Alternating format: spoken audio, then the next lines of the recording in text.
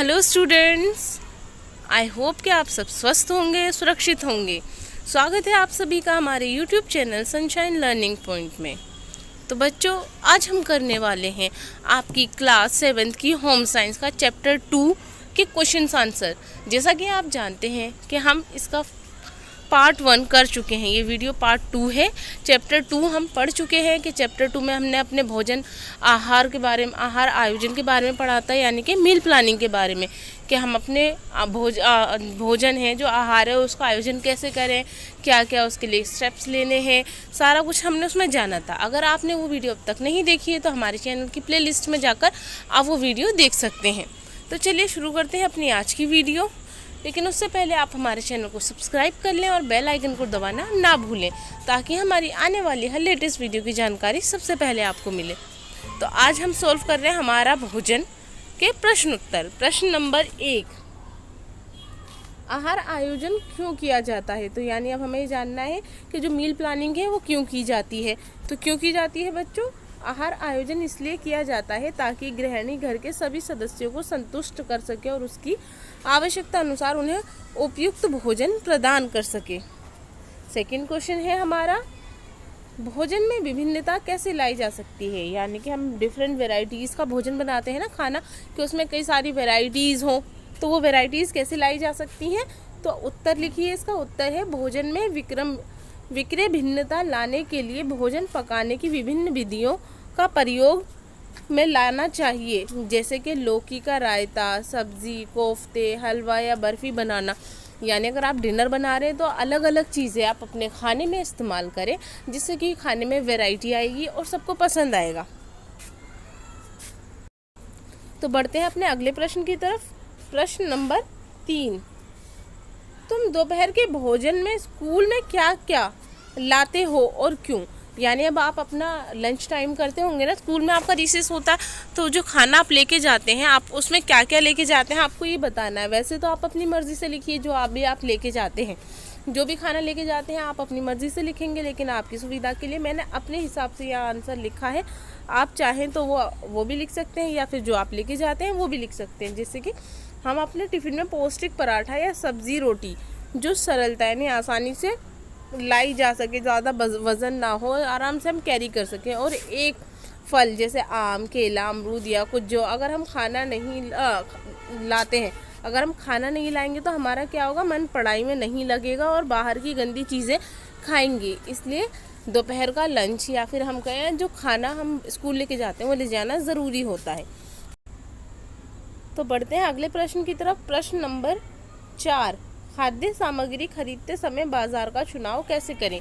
यानी हमें ऐसा बाजार चुनना है जहां हमें खाना बनाने का सारा सामान मिल जाए और हमें बार बार भटकना ना पड़े और अच्छी क्वालिटी का हो।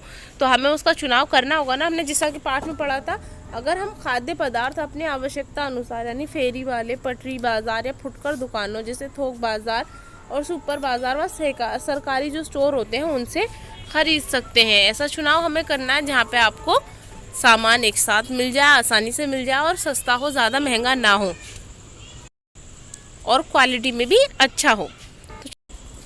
तो बढ़ते हैं अपने अगले प्रश्न की तरफ। प्रश्न नंबर 5, क्रय सूची बनाना क्यों आवश्यक है? यानी क्रय मतलब खरीदने वाली चीज़ों की हमें लिस्ट बनानी है, क्या क्या सामान हमें ख़रीदना है, उन सभी की लिस्ट बनाना क्यों ज़रूरी है? तो बच्चों ये बहुत ज़रूरी है, जो भी सामान हम खरीदने वाले हैं उनकी पहले से सूची तैयार कर लें। क्यों? क्योंकि क्रय सूची बनाने से हम घर का सामान एक बार में ख़रीद सकते हैं। इसके लिए बार बार दुकानों के चक्कर नहीं काटने पड़ते। इससे समय व धन दोनों की बचत होती है।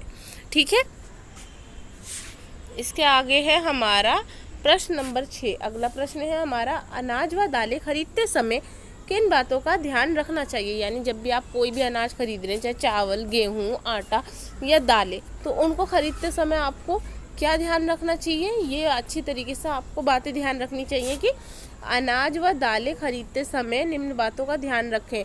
इनके दाने साफ हों, चमकदार व धब्बे और कीड़ों रहित होने चाहिए, यानी उनमें धब्बे ना हो, दानों में चमकदार हो, साफ हो, कीड़े ना लगे हों, और इनमें सही रेट में ये आपको मिले, और इनमें मिट्टी व पत्थर भी नहीं होने चाहिए, वरना ये अगर मिट्टी और पत्थर होंगे तो इसमें आपको कंकड़ मिलेंगे, मिलावटी होगा, तो वो आपकी सेहत के लिए अच्छा नहीं होगा। नेक्स्ट प्रश्न है प्रश्न नंबर 7 हमारा, जड़ वाली तथा हरे पत्तेदार सब्जियों को खरीदते समय किन बातों का ध्यान रखना चाहिए। तो जब अगर हम हरी पत्तीदार सब्जियां या जड़ वाली जड़ वाली सब्जी खरीदते हैं तो किन बातों का ध्यान रखना चाहिए हमें। उत्तर है इसका पहला, जड़ वाली सब्जियां जैसे आलू, प्याज, गाजर, मूली, ये सारी जड़ वाली होती है ना, जो ज़मीन के नीचे उगती है, इनको हमेशा ताज़ा और वह कड़ी और भारी होनी चाहिए, हल्की ना हो। ठीक है। दूसरा है हरी पत्तेदार सब्जियां जैसे पालक, मेथी, सरसों व धनिया पत्ती आदि के पत्ते गहरे हरे रंग के होने चाहिए और चमकीले और साफ होने चाहिए। ठीक है, चलिए बढ़ते हैं अगले प्रश्न पे। अगला है हमारा प्रश्न नंबर 8, रसोई घर में सुरक्षा के नियमों का पालन करना क्यों आवश्यक है। तो जब हम अपने घर में रसोई घर बनाते हैं और उसमें काम करते हैं तो उसमें बहुत ज़रूरी है कि हम सुरक्षा के जो नियम हैं उनका पालन करें। तो इसका उत्तर आप लिखिए बच्चों, रसोई घर में सुरक्षा के नियमों का पालन करना अति आवश्यक है। अगर हम रसोई घर में सुरक्षा के नियमों का पालन नहीं करेंगे तो हम दुर्घटना का शिकार हो सकते हैं। जैसे कि पहला है, रसोई घर के दरवाजे व खिड़की पर पर्दे नहीं लगाने चाहिए क्योंकि इससे आग लगने का डर रहता है, भय रहता है। ठीक है। दूसरा है, रसोई घर में काम करते समय बाल कसकर बांधने चाहिए जिससे बालों में आग लगने का भय ना रहे और बाल भोजन में भी ना गिरे। तीसरा है, रसोई घर में प्लास्टिक व अन्य ज्वलनशील पदार्थ यानी जिनमें आग आसानी से लग जाती है वो ज्वलनशील पदार्थ होते हैं, पदार्थों से बने बर्तन आदि चूल्हे से दूर रखने चाहिए। ठीक है। जो जिन चीज़ों में आग जल्दी लग सकती है वो सारी चीज़ें हमें चूल्हे से दूर रखनी चाहिए।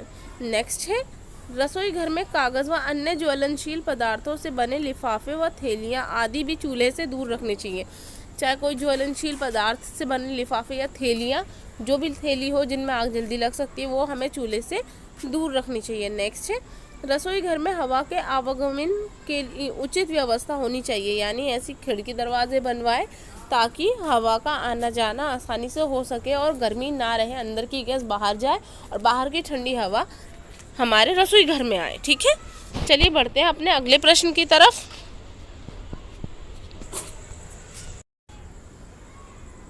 प्रश्न नंबर 9, गैस यानी कि ईंधन का प्रयोग करते समय क्या क्या सावधानियां रखना आवश्यक है। तो अब हम मोस्टली सभी के घरों में गैस ही यूज़ होता है, एलपीजी सिलेंडर। तो अगर जो गैस इस्तेमाल करते हैं उसको रखते समय या उसका इस्तेमाल करते समय हमें क्या क्या सावधानी रखनी चाहिए, तो जानते हैं। इसका उत्तर लिखिए। पहला है कि गैस चूल्हा हमेशा सिलेंडर से ऊंचाई पर रखना चाहिए। दूसरा, गैस सिलेंडर को हमेशा सीधा खड़ा रखना चाहिए। ठीक है, कभी भी लिटा के ना रखें और चूल्हा सिलेंडर से ऊपर रखें। तीसरा है, चूल्हे के नियंत्रक को माचिस से जलाने के बाद ही खोलना चाहिए, यानी जो रेगुलेटर होता है, जो हमारा बटन होता है जलाने का, वो हमेशा तब खोलें जब पहले माचिस जला लें। ठीक है, बाद में बटन खोल के गैस जलाएं। नेक्स्ट है, काम करने के बाद रेगुलेटर को ज़रूर बंद करें, रेगुलेटर खुला ना छोड़ें। नेक्स्ट है हमारा क्वेश्चन नंबर 10, जो कि हमारा आज का आखिरी क्वेश्चन है, आपके इस पार्ट का आखिरी क्वेश्चन है। ठीक है। प्रेशर कुकर का प्रयोग करते समय किन बातों का ध्यान रखना चाहिए। अब खाना क्या होता है, हम प्रेशर कुकर में ही बनाते ना, ताकि गैस भी बचे और जल्दी भी बन जाए, इससे खाना पौष्टिक भी बनता है। तो लेकिन जब हम प्रेशर कुकर का इस्तेमाल करते हैं तो हमें कुछ बातों का ध्यान रखना चाहिए और वो बातें हैं, पहली, प्रेशर कुकर को 2/3 भाग से अधिक नहीं भरना चाहिए, यानी जितना कुकर है उसको पूरा कभी ना भरें, उसका 2/3 भाग ही भरें। चाहे उसमें कुछ भी बना रहे हैं पूरा फुल भरकर ना रखें, इससे कुकर के फटने का डर रहता है। दूसरा है, रबड़ के छल्ले का निरीक्षण करते रहना चाहिए, यानी जो रबड़ का छल्ला होता है कुकर के ढक्कन में, उसकी जांच करते रहें कहीं वो ढीला तो नहीं हो गया, वरना उससे भी कुकर फट जाएगा। नेक्स्ट है हमारा, ढक्कन जो है भली प्रकार बंद करना चाहिए, जो कुकर का ढक्कन है उसे कस के टाइट करके बंद करना चाहिए अच्छी तरीके से, कि हवा उसके आसपास से ना निकले। नेक्स्ट है हमारा, गैस से उतारने के बाद प्रेशर कुकर को ठंडा होने के बाद ही खोलना चाहिए, यानी अगर आप कुकर को गैस से उतार लेते हैं तो एकदम कुकर को ना खोलें, इससे क्या होगा, पहले तो खुलेगा नहीं और ज़ोर लगाएंगे तो उसकी जो गरम गरम भाप होगी वो आपके चेहरे पे लग सकती है। तो इसलिए जब कुकर ठंडा हो जाए तभी आप उसको खोलें। तो बच्चों, इसी के साथ हमारी ये वीडियो आज की पूरी हुई। अगर आपको ये वीडियो पसंद आई है तो वीडियो को लाइक करें, चैनल को सब्सक्राइब करें और बेल आइकन को दबाना ना भूलें, ताकि हमारी आने वाली हर लेटेस्ट वीडियो की जानकारी सबसे पहले आपको मिले। और इसे अपने दोस्तों में ज़्यादा से ज़्यादा शेयर करें। तो जुड़े रहें हमारे चैनल के साथ। Thank you for watching. Stay home, stay healthy, stay safe.